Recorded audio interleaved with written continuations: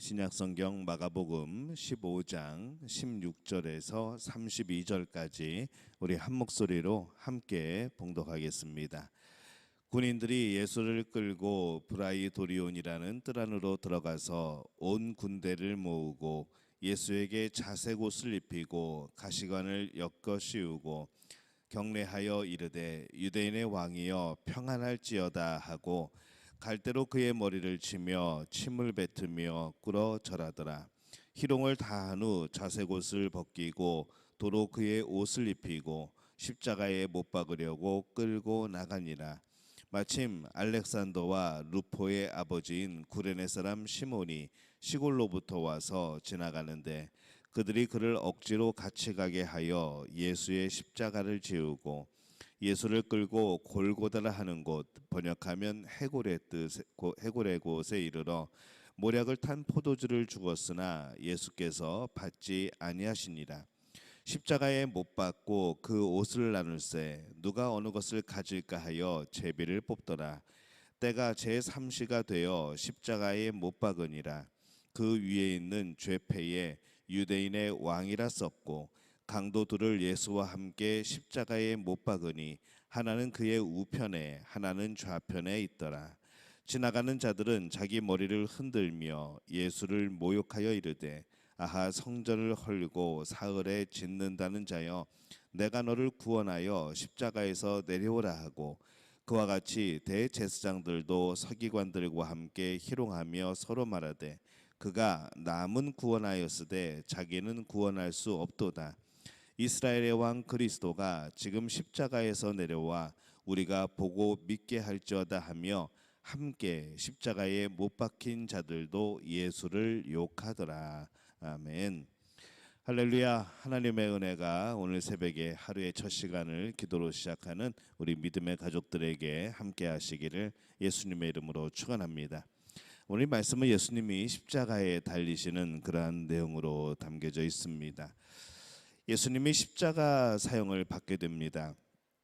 16절에 보면은 군인들이 예수를 끌고 브라이도리온이라는 뜰 안으로 들어가서 온 군대를 모으고 이렇게 말씀을 합니다. 이 브라이도리온은 이 총독의 관저라는 뜻이죠. 그것이 총독이 머물고 있는 그곳에 바로 뜰이라는 그런 뜻입니다. 당시에 이 십자가형을 받는 사람은 십자가형을 받기 전에 이 채찍으로 맞고 이어 관습적으로 조롱을 당하는 그런 순서가 있습니다.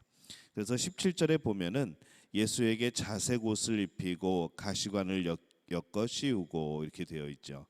이 자색 옷을 입혔다는 것은 이 자색이 왕권, 임금을 뜻합니다. 그러다 보니까 예수님을 이제 조롱하기 위해서 그렇게 그들은 그 옷을 입힙니다.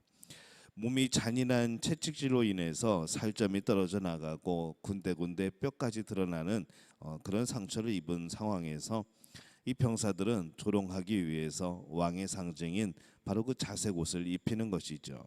또 가시관을 왕관 대신에 만들어 씌웁니다.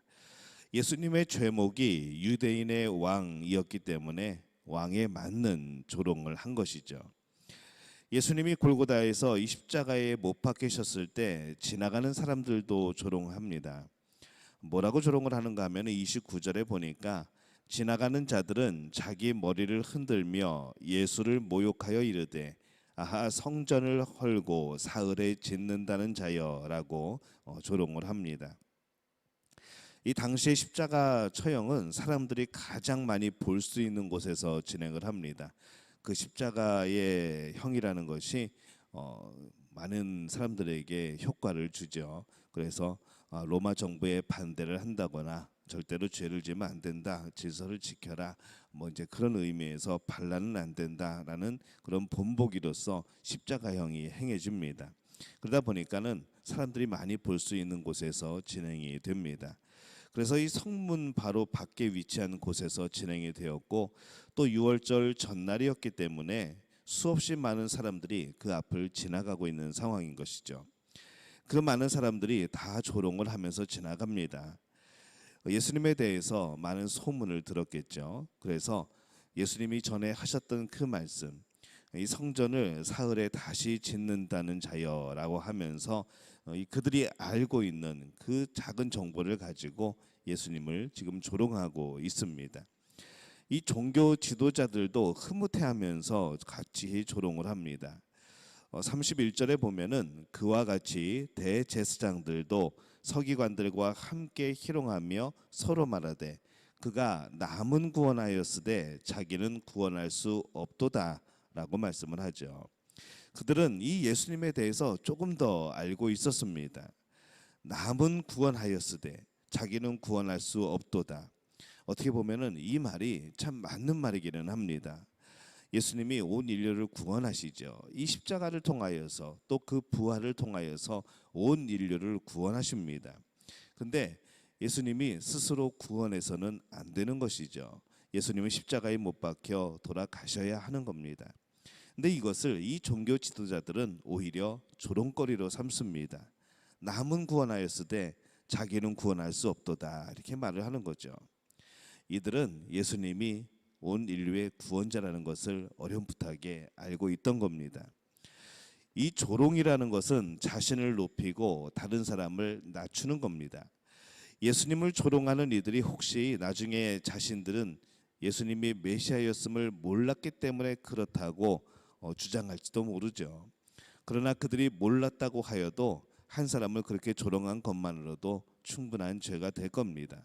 더군다나 그분이 바로 하나님의 아들, 정말 구원자로 이 땅에 오신 예수님임을, 메시아임을 그들이 알게 되었을 때는 정말로 큰 죄가 되는 것이죠. 예수님이 헤롯 궁전에서 이 골고다까지 끌려가십니다. 이 당시 십자가는 이 세로막대는 현장에 세워져 있고 이 죄인은 이 가로막대 그것을 메고 그것으로 올라가게 됩니다. 이 가로막대는 한 15km 정도 된다고 알려지죠. 또 헤롯 궁정에서 이 골고다까지의 거리는 한 300m 정도가 된다고 합니다. 생각보다는 가까운 거리죠. 근데 이 가까운 거리지만은 지금 예수님의 상태는 지금 온전한 상태가 아닙니다. 그 거리를 제대로 가시지 못하죠. 왜냐하면 채찍에 맞았고 수없는 고초를 당했고 너무나도 지치고 그런 힘이 없는 그런 상태입니다. 그래서 제대로 가지를 못하게 되자 이 병사들이 다른 사람에게 그 십자가를 지우게 합니다. 21절에 보면은 마침 알렉산더와 루포의 아버지인 구레네 사람 시몬이 시골로부터 와서 지나가는데 그들이 그를 억지로 같이 가게 하여 예수의 십자가를 지우고 이렇게 말씀을 합니다. 그때 구경하던 사람 중에 이 시몬이라는 사람을 공권력으로 명령하여서 예수님 대신에 그 나무를 짊어지고 올라가게 하는 겁니다. 이 성경에서 이름이 구체적으로 기록된 사람들의 경우는 두 가지입니다. 하나는 그가 나중에 후대 사람들에게까지 기억이 되었다는 것. 그래서 그 사람의 이름이 복된 경우가 있고 또 그 사람의 이름을 통해서 우리의 그런 경계로 삼는 우리는 그러면 안 되겠다라는 그런 경계로 삼는 두 가지의 경우가 있는 것이죠. 오늘 이 구레네 사람의 이 시몬은 나중에 이 교회사에 있어서 한 일익을 담당하는 사람이 됩니다. 그래서 이 시몬이 구레네 사람 시몬은 정말 그런 모범적인 본이 되는 그런 이름이 우리에게 됩니다. 그 사람이 또 처음에는 결코 십자가를 지고 싶지 않았을 겁니다. 그냥 옆에서 구경하고 있는데 끌려나가서 십자가를 지게 된 것이죠. 그냥 강제로 지게 된 겁니다. 근데 그의 이름과 그의 아들들의 이름이 기록된 것을 볼 때에 이 후에 기독교 교회에서 좀 이름이 알려진 큰 일을 담당했던 그런 신앙인이 되었고 또 성경에 실제로 그가 등장을 하게 됩니다. 이 시몬이라는 이름으로 등장을 하지 않지만은 나중에 그가 또 하나의 그런 이름을 나오게 되는 그런 경우가 생겨나게 되죠. 시몬이 갑자기 십자가로 억지로 지게 된 그 십자가로 인하여서 그의 인생이 바뀌게 됩니다. 그가 십자가를 지게 된 것을 통하여서 그는 정말로 나중에 복음을 전하는 자가 되죠. 오늘날 우리도 이 갑자기 당한 여러 가지 일들을 통하여서 우리는 당황스럽고 우리는 여러 가지 그런 혼란스럽게 되지만은 그 일을 통해서 하나님께서 놀랍게 역사하실 때에는 우리의 인생이 우리의 삶이 변화를 받게 됩니다. 고난을 믿음으로 잘 이겨내면은 인생이 바뀌는 것이죠. 그러나 갑자기 당하는 이 고난 속에서 절망하지 않아야 합니다. 오늘의 아픔이 오늘의 이 십자가를 지고 간 이 시몬처럼 그의 인생이 바뀌는 놀라운 역사가 나타날 수가 있기 때문에 그렇습니다. 사람들이 조롱하는 가운데서도 예수님은 묵묵히 그 십자가의 길을 가십니다. 병사들이 조롱하고 행인들이 침을 뱉고 수없이 조롱하고 때리고 그런 가운데서도 예수님은 묵묵히 가만히 계시죠. 그들의 비난에 대해서 대응하는 말씀은 한마디도 없습니다. 예수님이 힘이 없으셔서 그러시겠습니까? 어쩌면은 그 조롱과 비난을 단 한마디도 놓치지 않고 오히려 다 받으시는 그런 모습을 보이십니다. 23절에 보면은 모략을 탄 포도주를 주었으나 예수께서 받지 아니하시니라 이렇게 기록을 합니다. 이 병사들이 이 모략을 탄 포도주를 줍니다. 예수님은 그것을 마시지 않으시죠. 아마 그것은 그들이 예수님에게 베푸는 너무 고통스러워하고 너무 힘든 그런 십자가의 형임을 알기 때문에 약간의 마비를 통해서 아픔을 경감시켜주는 바로 이런 작은 자비를 베풀었는지 모르겠습니다. 근데 예수님은 그 자비를 받지 않습니다. 세상에서 사람들은 고난을 받으면은 정말 큰일 나는 것처럼 생각하는 경향들이 많이 있습니다. 그러나 세상은 원래 기쁨보다는 고난이 있는 것이 더 맞습니다. 세상은 죄가 가득해 있고 그 죄로 인해서 여러 가지 모순들이 생겨나고 또 하나님께서 이뤄놓으신 질서들을 어그러뜨리는 일들이 나타나는 것이죠. 그래서 이 세상은 죄로 인한 여러 가지 그런 고난들이 분명히 있습니다. 세상이 죽어가는데 어찌 웃고 있을 수 있겠습니까? 고난받고 있는 것이 어쩌면 더 정상일 수도 있습니다. 그것이 십자가로 인한 고난이라면, 복음으로 인한 고난이라면, 내가 신앙으로 하나님의 뜻에 맞게 살아가기 위한 그런 고난이라고 한다면은 그것은 오히려 더 정상적인 것이죠. 예수님이 인류의 구원을 위해서 십자가를 지셨듯이 이 오늘날에도 여전히 사람들의 구원을 위해서 필요한 우리들의 십자가가 있습니다. 여전히 수많은 사람들이 죄 가운데 죽어가고 있습니다.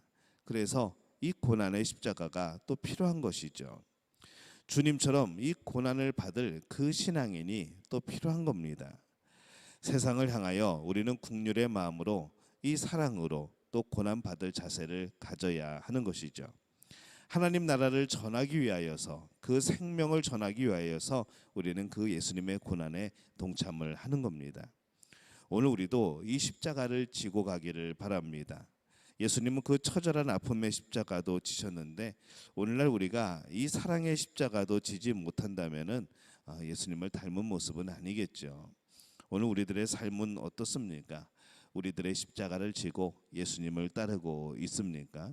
아니면 내 십자가는 어디론가 잃어버리고 그것은 너무 힘들다고 그것은 너무 고통스럽다고 내팽개쳐 버리고 나만 홀로 가볍게 예수님을 따라간다고 말하고 있지는 않습니까? 오늘 우리의 모습은 십자가를 지고 가는 모습입니다. 예수님의 그 십자가를 나도 지고 가는 것이죠.